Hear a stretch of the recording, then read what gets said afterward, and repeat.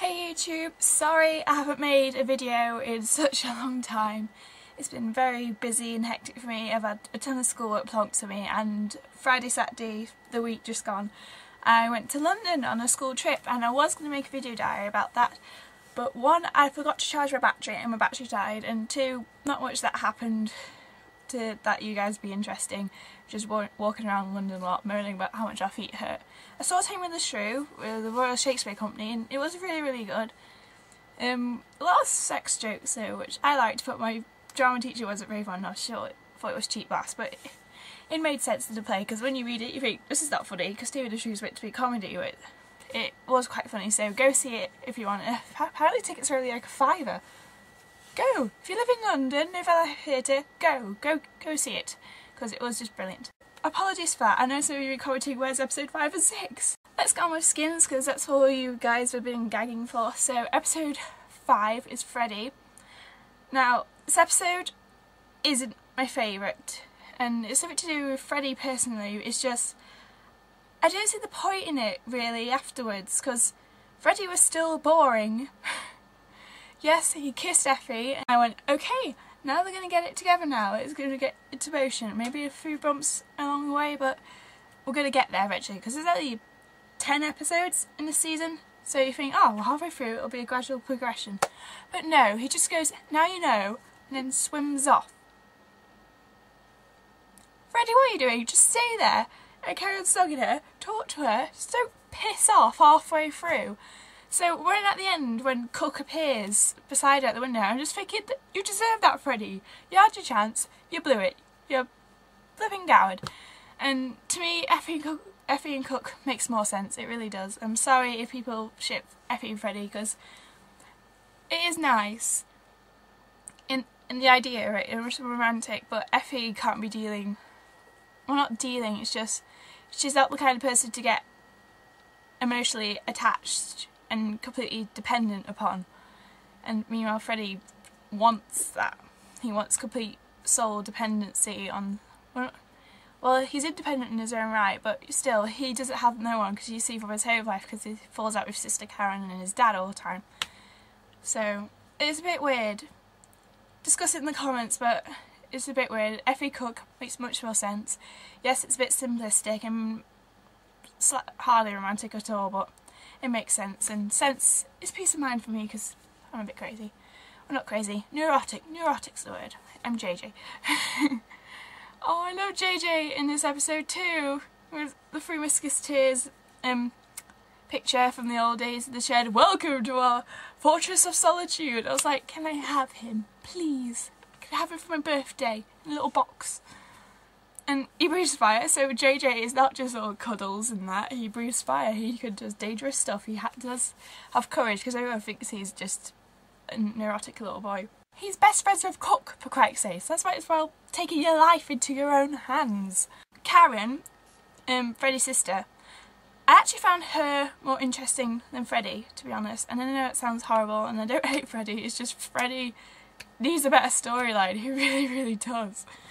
But Karen, seeing how she seemed fame hungry, but as you progress you see how much she wants this, and she wants to be good at it, because this, when she's in the dance studio and Freddie's having to go, it was like, you're glad you took the shed, da da da da. She's just busy trying to get this down and getting frustrated, and I just thought that, without even saying, going, oh my god Freddie, I want this so much and I want to make Mum proud, you could just tell it through her body language and her acting that this Karen really does care about this, and it might seem shallow on the outside.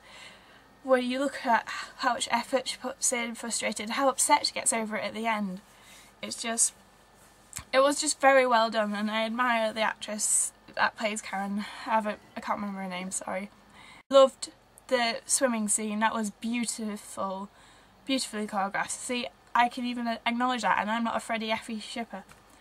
And I think that's it for episode 5, so leave your comments about episode 5. Are you Team Cook or Team Freddie when it comes to Effie?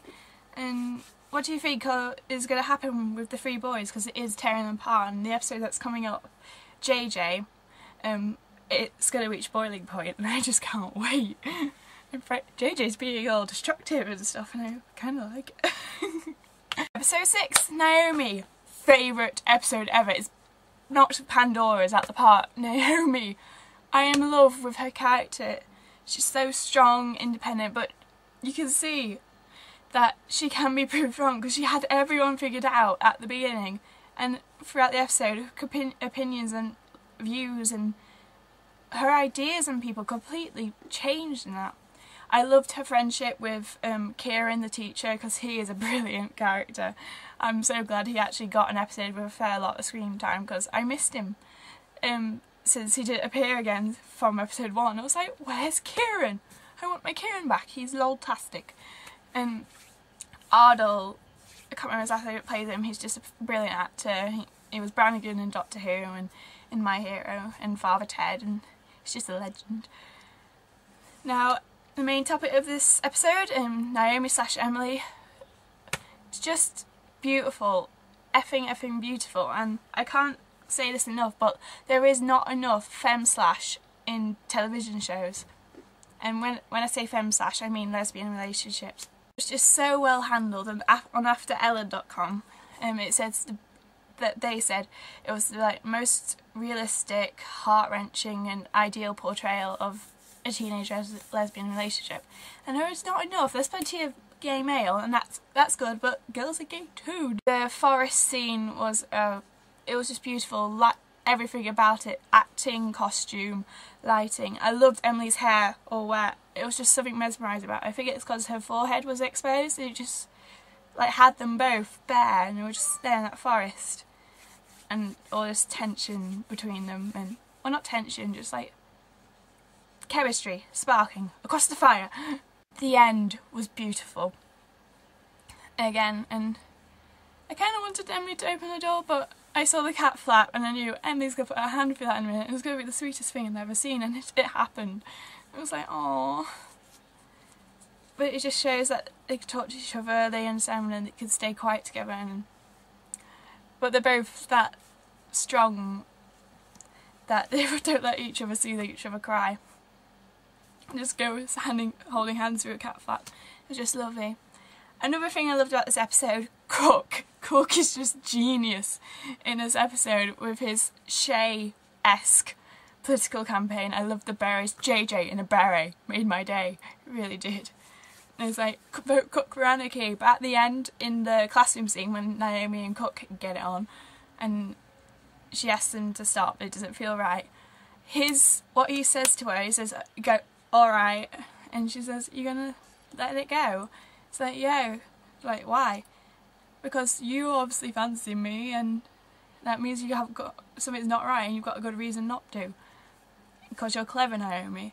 And it's like, Cook, this is what I saw in Cook a couple of episodes ago in Pandora, that no one else, none of my friends seemed to see. It's just like, Cook's a twat. Cook's a twat. It's like, no, he's nice. He's sensitive, well, not sensitive, but he's honest, and he recognises things in people, and Cook's just, favourite character in Skins. No, JJ is. Oh, there's too many good characters in Skins. Recently I've had to describe Skins to a friend who's like, oh, what Skins? And it's like, it's just beautiful drama. It's had some of the most heart-wrenching drama that I've ever seen, and it made me cry, and I don't cry a lot at telly. It takes me something really, really hard-hitting to cry. And I think in season 2 I cried about 3 times. First time, episode 3. If you get me to cry at episode 3, then you're doing a pretty darn good job, because that's early in the season. Today's Tuesday, right? So it's 2 days till we see JJ. I'll try and keep it up to date.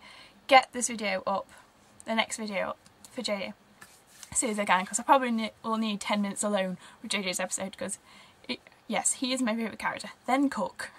The trailer that's going on, it's like Cook's asking Effie to stop it. It's like, oh, look at you. He's being all brave and polite, the British way, and he's kicking stuff and breaking stuff, and it's like, Cook's, not Cook, JJ.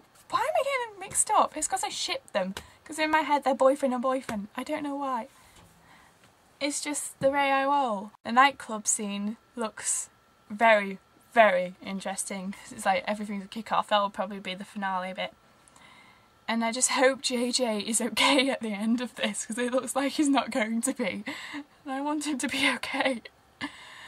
And Emily will be involved a lot, which I really do like, because I think those two will make a perfect double act friendship together.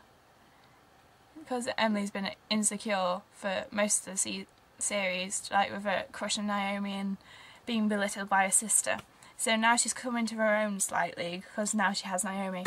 She can use that experience of being like the one in the corner and the one ignored and in the middle of everything. She can really help JJ out, and that's great. Hope you guys enjoyed the video. Sorry for the lateness again. I'll try and keep them as regular as possible. And I'll see you soon, and hopefully there'll be plenty more videos to come.